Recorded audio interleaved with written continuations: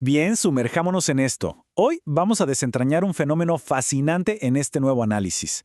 Imagínense a una de las democracias más estables y, digamos, maduras de toda América Latina, enfrentándose de golpe a una volatilidad extrema.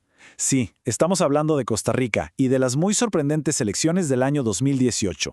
Para quienes estudian los sistemas políticos o simplemente se preocupan por el futuro de sus propios países, este caso es literalmente un laboratorio perfecto. Es una enorme señal de advertencia para las democracias en todo el mundo. Así que vamos a rastrear los orígenes de esta legendaria estabilidad y luego veremos exactamente cómo y por qué ese sistema se vio sacudido hasta sus cimientos décadas después.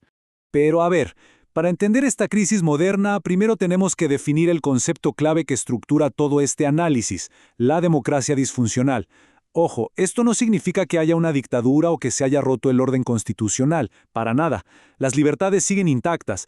Es más bien como tener un auto con el motor encendido pero que por más que aceleres no avanza. Significa que existe una brecha profunda, una desconexión crónica entre lo que las instituciones o los partidos deberían hacer y los resultados reales que le entregan a la gente. Es fatiga estructural pura. Y cuando esta desconexión se sostiene en el tiempo, bueno, genera un caldo de cultivo de insatisfacción social tremendo, lo cual nos lleva directo al conflicto actual. Y claro, todo este malestar, toda esa frustración acumulada estalló en las elecciones presidenciales de 2018. Un sistema que históricamente era aplaudido por su orden y madurez, de repente se encontró contra las cuerdas.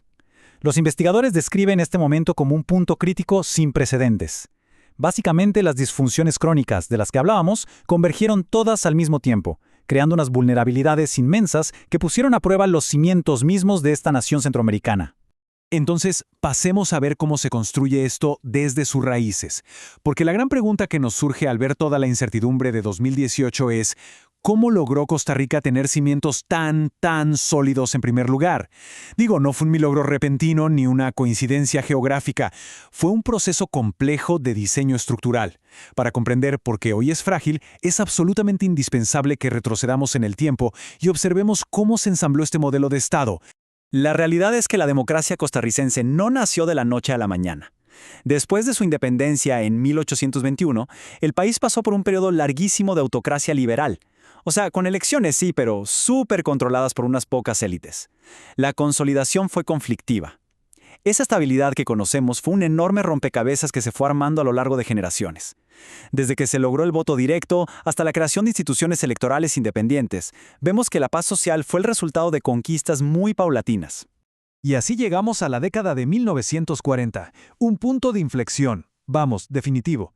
En esta época colisionaron dos fuerzas gigantescas. Por un lado, a nivel interno, teníamos lo que llamaban la cuestión social. Pobreza, falta de vivienda, condiciones laborales durísimas que exigían atención urgente. Y por el otro lado, a nivel externo, el mundo entero estaba envuelto en la locura geopolítica de la Segunda Guerra Mundial. Esta combinación de emergencia social local y la tremenda amenaza global forzó un reacomodo político que hasta ese momento parecía algo de ciencia ficción.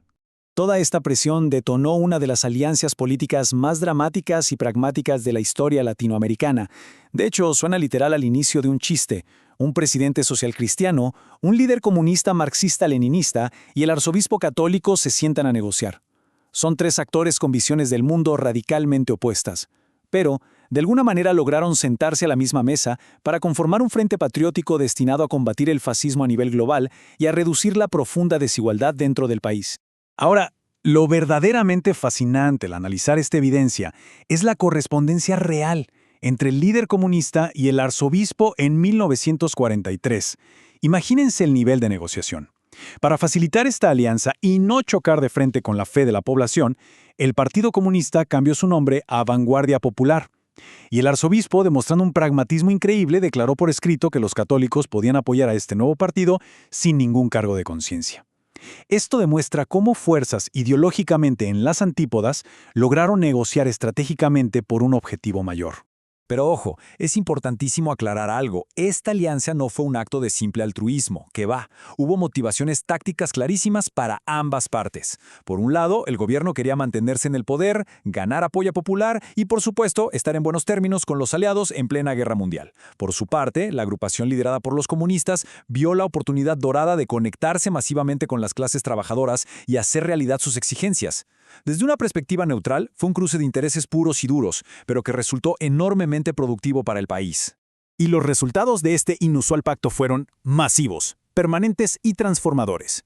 Para que se den una idea, fundaron la Universidad de Costa Rica, crearon el Seguro Social que democratizó el acceso a la salud para todos, promulgaron un código de trabajo indispensable para proteger a los obreros y además elevaron las garantías sociales a rango constitucional, o sea, el paquete completo. Estas reformas específicas construyeron el famosísimo Estado de Bienestar costarricense y le dieron una legitimidad democrática inmensa. Pero ya sabemos que la historia casi nunca es una línea recta. A pesar de este inmenso progreso social, el fin de la Segunda Guerra Mundial y el arranque de la Guerra Fría terminaron fracturando esta alianza. Las tensiones internas crecieron tanto que desataron la Guerra Civil de 1948. Sin embargo, aquí viene un giro fascinante. El bando opositor, el que ganó la guerra, terminó preservando y respetando todas las reformas sociales construidas por la alianza derrotada. Las instituciones lograron sobrevivir a la violencia. Teniendo todo este trasfondo súper claro, hagamos un salto rápido en el tiempo hasta nuestros días para cerrar el círculo. El estado de bienestar diseñado en esos años 40 le dio una paz social envidiable al país por décadas. Pero la pregunta es, ¿qué pasa cuando, más de 70 años después, esa misma maquinaria empieza a fallar? ¿Qué ocurre cuando las instituciones pierden su agilidad y los partidos tradicionales ya no logran conectar con la gente?